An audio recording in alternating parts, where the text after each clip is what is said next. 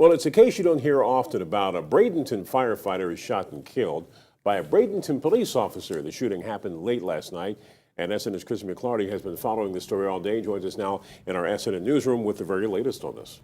A sad situation of a Bradenton firefighter last night who was threatening to take his own life and his sister's. 50-year-old Donald Winnett turned to the officers in Bradenton and threatened to kill them, resulting in his own death. Even though I didn't have my hearing aids in, I did hear the shot.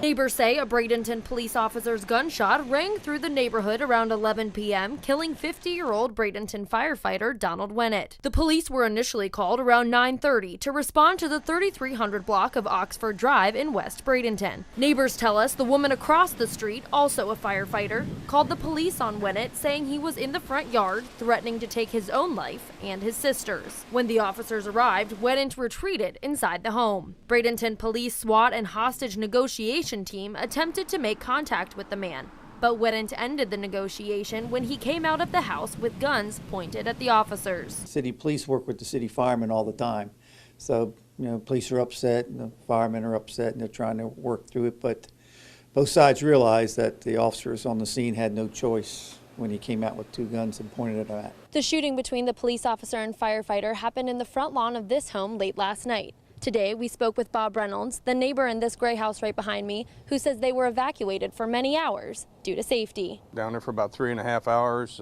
and just wondering, what's going on.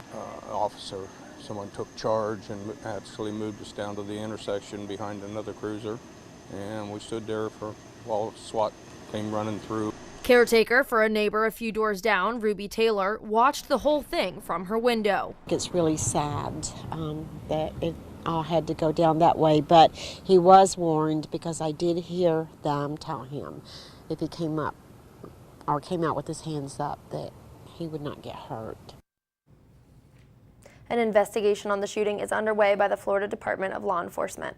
If there's perhaps a silver lining is that he didn't take his sister's lives and then take his own. Do we know what was going on, what his emotional state was the result of? The Bradenton Police Department shared with us that there was talk of Winnett suffering from PTSD, post-traumatic stress disorder, from serving in Afghanistan, but that investigation could take up to a couple of months till we know the final answers. All right, Chrissy, thank you.